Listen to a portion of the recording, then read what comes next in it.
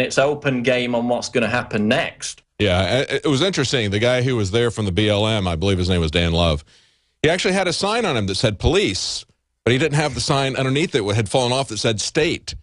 And, you know, when we were talking, actually, I got footage of Ammon, one of the sons of Cliven Bundy, and when he got finished and the sheriff was up there, he said to the sheriff, he said, "We will listen to you. You have authority here." And he looked at that guy and he said, "You have no authority here." And he doesn't. He's just a hired mercenary from the BLM.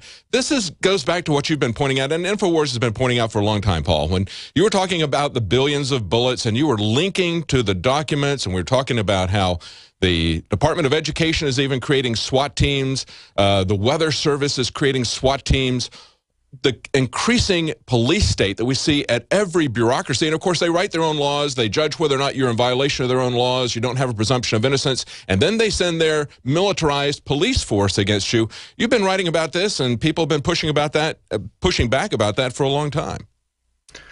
We've been writing about it for the best part of a decade because, of course, the Defense Department sold all those armored vehicles that they'd used in Afghanistan to local police departments, which were bought with Homeland Security grants. Yes. So everything that they used against terrorists in Afghanistan, they're now using against the American people. Another aspect to it, you mentioned the police state, is the rampant hypocrisy on behalf of the left of either ignoring or enthusiastically supporting state brutality when it's meted out against Americans who may hold differing views to themselves. Because if you followed the conversation on this, obviously with the leftist media, Media Matters, Slate, websites such as those, they're dead set against Bundy. They're classifying everyone as right-wing extremists, and it's being picked up by their acolytes to the point where I'm having conversations with people on Twitter who are calling for Bundy supporters to be, quote, shot on the spot. They're calling for belligerent protesters to be executed with drone strikes. So it's just galling how, for example, we saw with Occupy Wall Street, the protesters getting pepper sprayed in the face directly. I mean, we rose up to their defense. Occupy Wall Street protesters targeted by snipers, or there was at least a plan to do that. Yes. And the left is outraged, and rightly so. Yes. But when it happens to people who may be a little different in their political views, they support state brutality. So that's a major problem. The statists simply do not see that the tyranny is being imposed on everyone. And if they stand on the opposite side to us, then, you know, if we don't hang together, then we hang separate. The inability to extrapolate it to the larger principles and the blindness that comes from being manipulated by their individual prejudices against these other groups. And I've seen every label that you could put on the Bundy family or the protesters. I've seen those labels put on as a way of building hate. And one of the key organizations at the center of that is the Southern Poverty Law Center. This is an organization that has a mail-order business model that sends out letters and findings to the federal government to essentially set up and create hate for individual groups. That's what they're all about. It's a hate industry, and they get huge grants from governments to continue their existence. They need to continue to escalate the so-called threat posed by hate crime and violent right-wing extremists, which does exist, but certainly nowhere near to the level that they amp it up to. And you can see with their supporters that they were actually excited at the prospect of Bundy supporters getting gunned down, some of them. And they were crushingly disappointed when it didn't happen. So the hypocrisy, again, is rampant. And another angle was this idea of Bundy is sponging off the state. He's engaging in complete lawlessness. A ton of leftists took that stance, and yet they support millions of illegal immigrants who do exactly the same thing. So again, they don't have any actual principles. They just selectively apply them based on whether they agree with you politically or not. One of the things that bothered me in this entire narrative was the confusion about property rights. What was property? Now, a lot of people have a very simple understanding of property rights to just be, let's say, you know, you own everything in this little squared off area. But here in Texas, a lot of times when you buy a house, you don't get the mineral rights. Those don't convey. And what the Bundys had were surface rights. They had grazing rights. They had water rights. They never claimed to own the land. Now, they did say that they believe that that land should rightfully, under the Constitution, have been ceded to the state authority at the time it became a state. And he was talking about how, as we've seen with Stockman, they did not have the legal authority to be there as a police force. But we need to understand that these property rights have been well established with previous court cases. As a matter of fact, it was just last year. Another case that started back in 1993. Kit Daniels wrote about this yesterday. And a federal judge, in making that decision it was either June or July, said that the BLM had engaged in a criminal conspiracy against ranchers.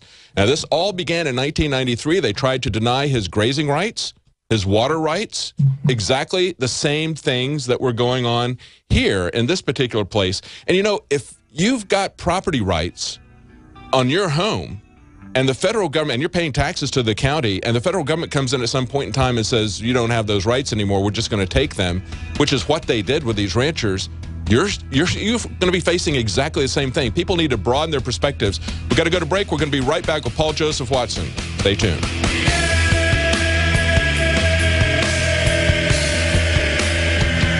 You've heard about the lowest price promise at Emergency Essentials, but did you know right now you can save $100 on a Katadyn Pocket Micro Water Filter? While supplies last, get 40% off a personal emergency kit, 43% off Red Feather Butter, and 46% off the Victoria Hand Grain Mill. And don't forget, you can save over $250 on the year supply of basics. Call Emergency Essentials at 800-999-1863 or visit BePrepared.com. The choice is clear. Be unprepared or BePrepared.com. Hi, this is Ted Anderson. Have you ever wondered why banks, stockbrokers, investment advisors won't talk about gold IRAs? They've been available since 1986, yet the financial industry won't recognize the value of gold for your retirement. Gold has outperformed paper investments, yet no word about IRAs. If you would like to have gold for your retirement, call 800-686-2237. Don't get left behind by rising inflation and low returns. Call 800-686-2237. Secure your future and call 1-800-686-2237. Hi there. My name is Frank Bates. What I'm about to tell you in the next 60 seconds could get me in a lot of trouble. I just created a free video presentation at 123coverup.com that exposes the electricity monopolies and government agencies for what they really are: incompetent, lying crooks that are counting on your ignorance and fear to keep your power bills criminally high. Some have called this a conspiracy. Others have called it a cover-up, and you will be shocked to find out how deep the conspiracy goes. My video at 123coverup.com exposes the truth and shows you the secret of how I beat them and how you can beat them too. Watch the controversial video that thousands of other smart patriots have already seen in the last 3 months. Go to 123coverup.com and discover one weird trick to slash your power bill and protect your home. Go watch my video now at 123coverup.com before they force me to shut it down. Again, that's 123coverup.com. Hi folks, Alex Jones here with some important information. I want to tell you about Matt Redhawk and his team of patriots over at My Patriot Supply. Several years ago, Matt was sitting in his 2-bedroom apartment, frustrated with the direction this country was headed and the charlatans willing to sell us out for a quick buck. Deciding to take action, a company run by patriots for patriots was born. My Patriot Supply has never taken a loan or accepted outside funding. They now operate 2 distribution facilities and employ over 50 hardworking American men and women. It is rare to find companies who practice what they preach. And that's why I stock my pantry with high-quality storable foods from My Patriot Supply. Go to mypatriotsupply.com/Alex today for special offers on emergency food storage, or call their preparedness specialist at 866-229-0927. That's 866-229-0927. Do business with someone who shares your values. mypatriotsupply.com/Alex.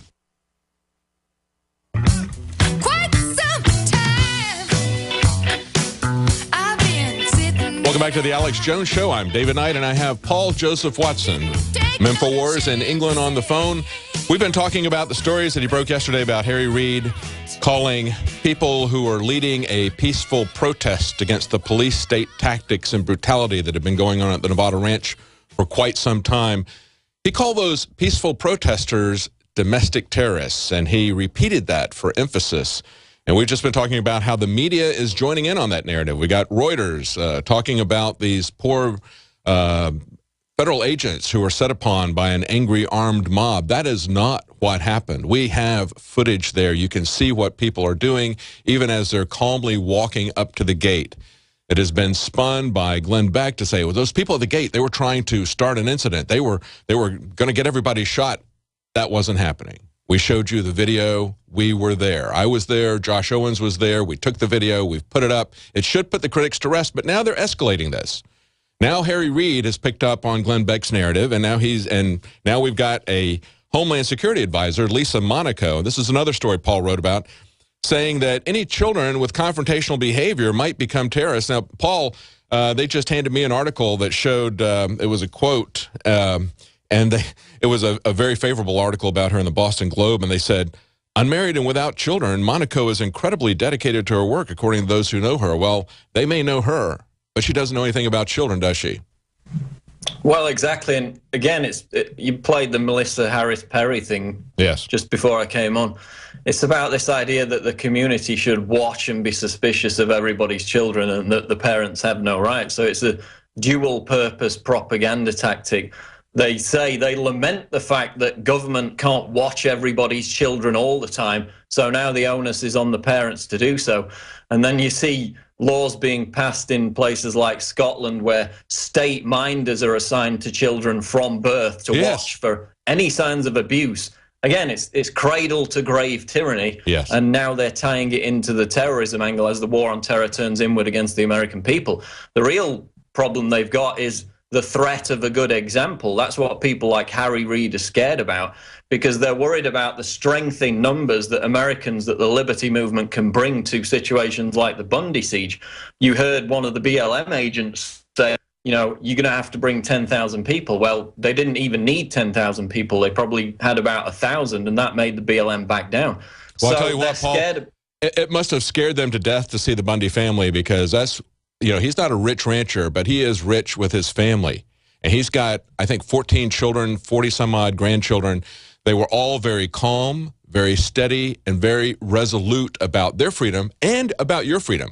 At the very beginning of this, Cliven Bundy said, this is not about the grazing fees. It's not about anything but unchecked power and about your liberty. And that's exactly what it was about. And all of this family that I met, all of them that I saw there, were very calm, very resolute, but they were not going to be backed down.